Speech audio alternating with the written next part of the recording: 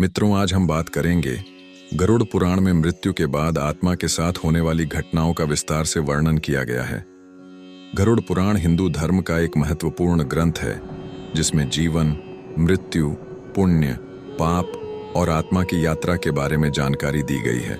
इस पुराण में मृत्यु के बाद की स्थिति को स्पष्ट किया गया है और बताया गया है कि आत्मा का क्या होता है, कहाँ जाती है और उसे किन अनुभवों से गुजरना पड़ता है। मित्रों, मृत्यु के समय जब शरीर की मृत्यु होती है तो आत्मा शरीर को छोड़ देती है। इस समय व्यक्ति के समस्त कर्म, पुण्य और पाप उस आत्मा के साथ होते हैं।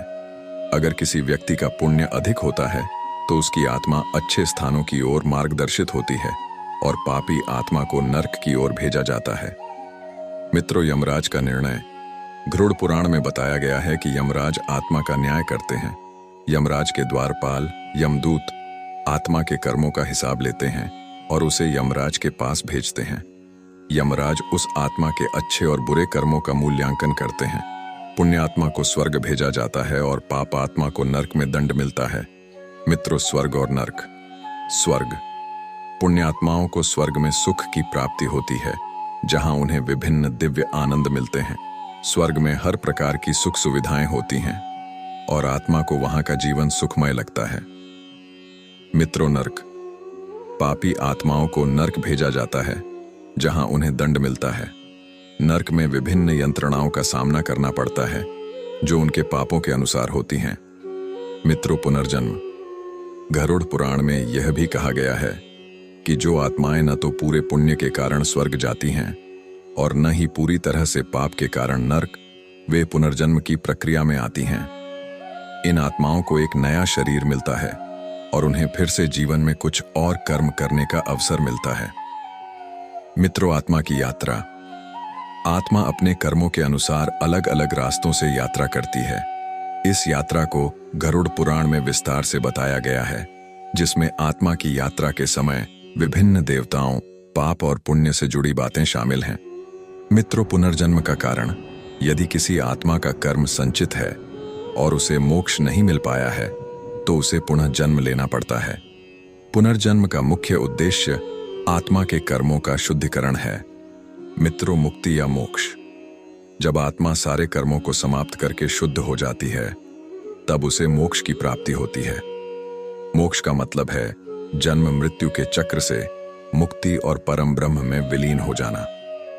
मित्रों, गरुड़ पुराण में मृत्यु के बाद की प्रक्रिया के बारे में कुछ विशेष बातें।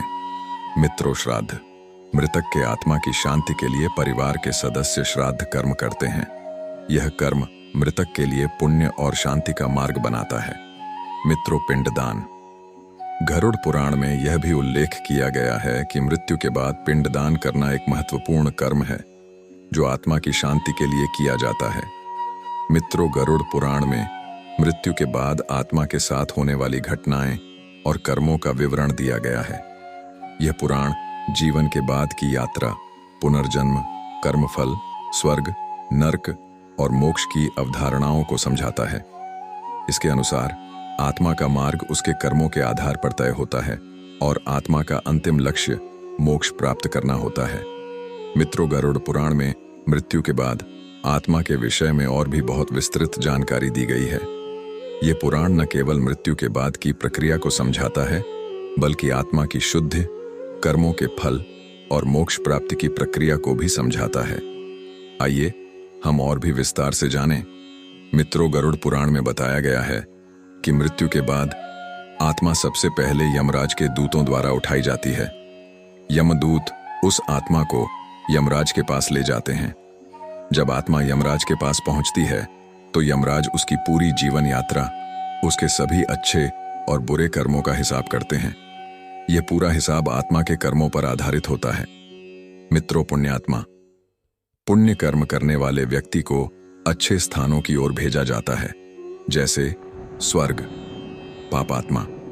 पापी आत्मा को नरक की ओर भेजा जाता है जहां वह अपने पापों के अनुसार यंत्रणा भुगतती है। मित्रों, स्वर्ग एक स्थान है जहां पुण्य आत्माओं को विभिन्न सुख सुविधाएं प्राप्त होती हैं। यहां आत्माओं को आनंद, समृद्धि और दिव्य सुख मिलता है। स्वर्ग में विशेष रूप से देवताओं के साथ रहकर आत्मा को उच्चतम आस्था और भक्ति का अनुभव होता है। मित्रों, नर्क का स्थान पाप आत्माओं के लिए है, जहां वे अपने पापों के अनुसार शारीरिक और मानसिक यंत्रणाओं से गुजरते हैं।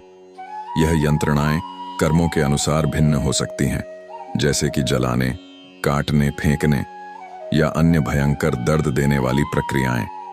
मित्रों, गरुड़ पुराण के अनुसार यदि किसी आत्मा को न तो स्वर्ग में स्थान मिलता है और न ही उसे नर्क में दंड मिलता है, तो वह पुनर्जन्म लेने के लिए पृथ्वी पर भेजी जाती है। पुनर्जन्म का उद्देश्य आत्मा के शुद्धिकरण और संतुलन को प्राप्त करना है।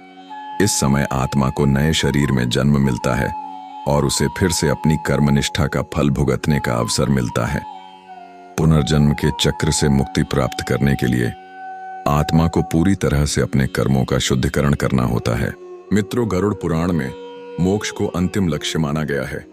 जब आत्मा अपने सभी कर्मों से शुद्ध हो जाती है और उसका कोई भी अधूरा कर्म नहीं बचता, तो उसे मोक्ष की प्राप्ति होती है। मोक्ष का अर्थ है जन्म मृत्यु के चक्र से मुक्ति और ब्रह्म के साथ एकात्मकता। मोक्ष प्राप्ति के बाद आत्मा ब्रह्म में समाहित हो जाती है और उसे किसी भी प्रकार की पीड़ा या पुनर्जन्म का सामना नहीं करना पड़ता। अगर आपको यह कहानी पसंद आई हो तो वीडियो को लाइक करें, शेयर करें